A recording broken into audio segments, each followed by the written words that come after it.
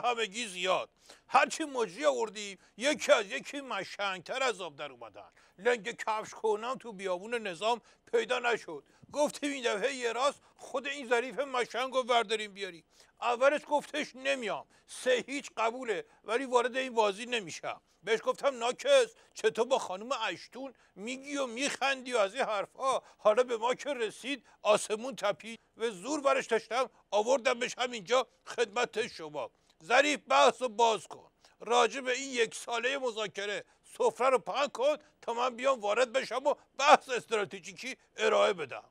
این اگه از من بپرسید که آخرین وضعیت پرونده هسته‌ای چی هست، آخرین وضعیت پرونده هسته‌ای ما این است که اون فضاسازی ترس، در واقع هراس از جمهوری اسلامی فرو ریخته و مذاکرات با همه دشواریش به سمت جلو پیش میره. ماست بخوری. کل هنرت این بوده که تو مذاکرات فهمیدن که توپمون خالیه و دیگه کسی از ما نمیترسه. ای خاک بر سرت بکنم. ببین مقام عضوای بدبخت چی میکشد دست اینا با این شخصیت مذبذبت. یه کمی تافت میزدی به شخصیتت ثبات پیدا میکرد.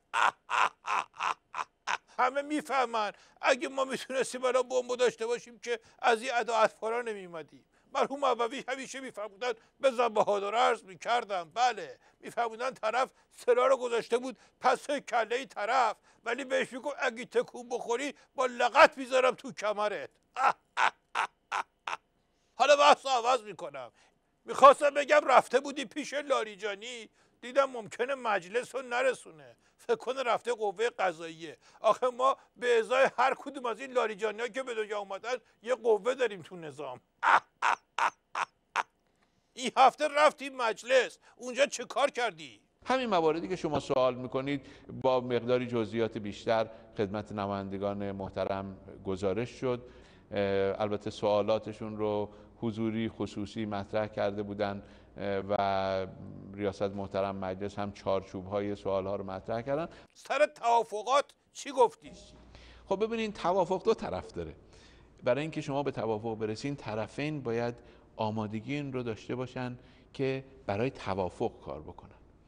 یعنی اونجا هم خلاصه شروور گفتی. تو مذاکرات یه موقعی ما میخواستیم چماق و هویج کار بکنیم. یه افرادی هستن مثل همین مشنگ که نقش هویج رو همچین خوب ایفا میکنن، ولی انقدر تو نقش هویج فرو رفت که دیگه اصلا خودش شده یه پا هویج. گفتیم مذاکرات خوب بود.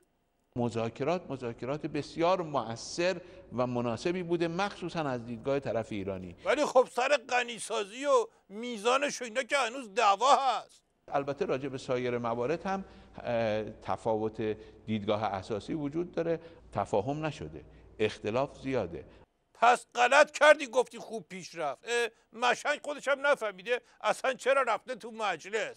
قرار بود بره اونجا با همین پرت و پلاهاش یه کمی گیجبازی در بیاره که وقت بخره. مرحوم ابوی همیشه میفرمودن بزن بهادر عرض میکردم. بله میگفتن که مشنگه گفت برنامه امشبم اینه که برم یه لغت بزنم به این درختای دم پنجره، گنجشکاش از خواب بیدار بشن که بدخواب بشن که صبح خواب بمونن که من بتونم یه ذره بیشتر بخوابم. این نقش اون لگده رو داشت. حالا بینندگان گرام شما گیج نشین با پرت و پلا گفتن این. قبل از اینکه حوصلتون سر بره من بحث استراتژیکی اصلی نظام رو براتون تو همین سفره مطرح میکنم، بعد دوباره میرم سراغ همین مشنگی که اینجا نشسته. اصل دعوا نه تو وینه نه تو ژنو، اصل دعوا تو هول و هوش بیت عظما و اونجا هست و اون دور و برا. این مشنگ رو فرستادن زهر رو تمدید کرده، حالا فکر میکنه خیلی هم هنر کرده.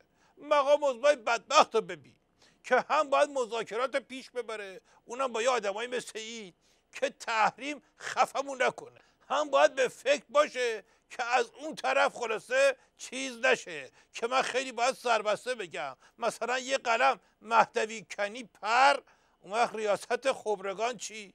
یعنی خلاصه بگم که بایستی که همون بحث روغنکاری تفنگ و آماده شدن برای یه کاری. مقام عضوای بدبخت چشم قره میره برای حاجی رفسنجانی و دم و دستگاهش. از اون طرف خودش هم ازشون میترسه. معلوم نیست بالاخره کی باید دست بالا رو داشته باشه، کی باید جا بزنه. مرحوم ابوی همیشه میفهمودن بزن بهادر. عرض میکردم بله، میفهمودن که مشنگه نشسته بود رو سینه طرف داشت میزدش، ولی همون موقع میگفت کمک کمک. بهش گفتم بابا تو که داری اینو میزنی پس دیگه کمک خواستن چیه؟ گفتش که آخه بهم گفته اگه بلند بشم میزنم له و لوردت میکنم. برگردیم به این شوت سنگینی که اینجا نشسته. تو وین تو دیگه چه کار کردی؟ ما متن رو تمیز کردیم. یعنی اگه امروز ما روی موضوعات اساسی توافق بکنیم، یه متن آماده‌ای داریم که فقط باید توافقاتمون رو توش وارد بکنیم و به نتیجه برسیم. عجب دستاورد سه طرفه ای.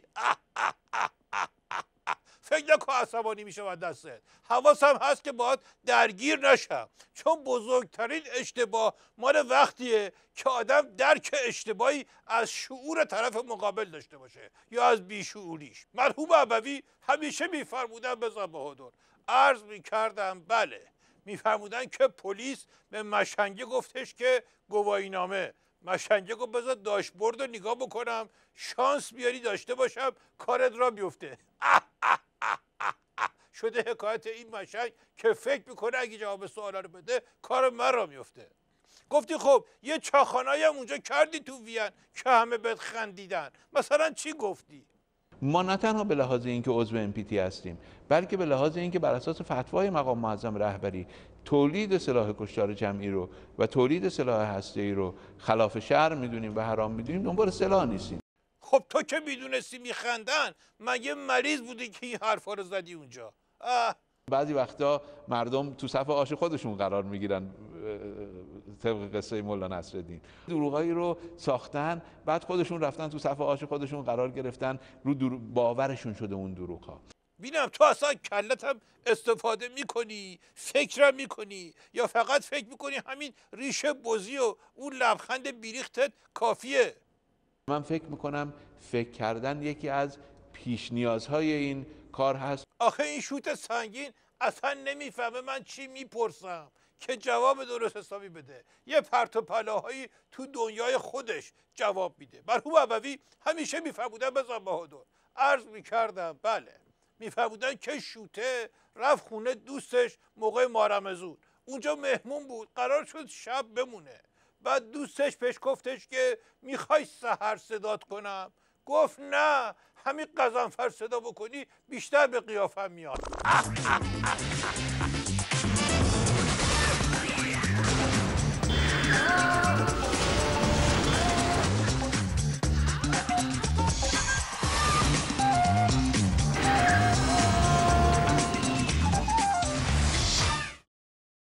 اگه اهل